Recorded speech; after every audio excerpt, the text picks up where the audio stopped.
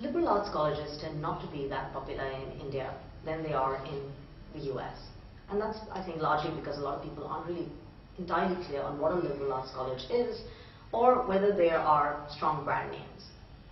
So let's talk a little bit about what is a liberal arts college or what's a liberal arts education. Well, liberal arts colleges really come in various different shapes and sizes. But what they do have in common is the fact that they actually encourage a broad-based level of knowledge, encourage critical thinking and examination, and skills that will help you to develop as a leader in various fields. So you generally don't focus on just one area which may be focused on your profession.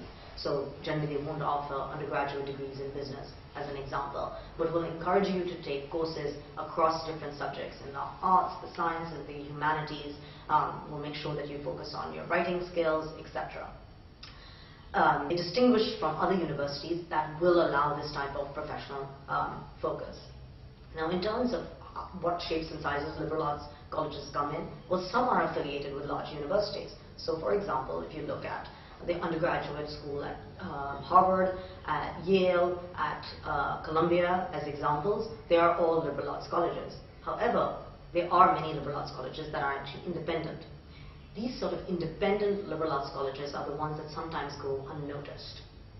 They tend to be smaller institutions with just, maybe 2,000–3,000 students. They tend to be located in, more semi-urban or rural areas, which sometimes are seen as much more safe. So it can be actually great for an applicant or their parent who's worried a little bit about having their child go to an urban area which may be less safe.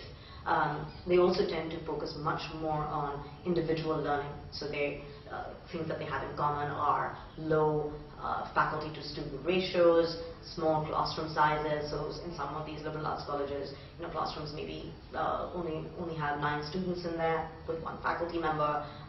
So they focus a lot on individual learning. It's also a smaller environment where someone might feel much more comfortable. This may not be important to every student. However, for a shyer student or someone who is still maturing, maybe they're maturing slightly later, or they've lived in a more protected environment, this actually could be a great place for them to go. It'll allow them to get that individualized attention, it'll allow them to build a more close-knit network, and it'll allow them that opportunity to mature socially and intellectually at a pace that's very comfortable for them. For other potential applicants who frankly thrive in most environments, this may be less important and therefore may not be a criteria for them. What a lot of people don't know is that the top liberal arts colleges are extremely selective and really compete with schools like the Ivy League schools for the same type of students. They may not be as well known globally, but they are very well known in the US.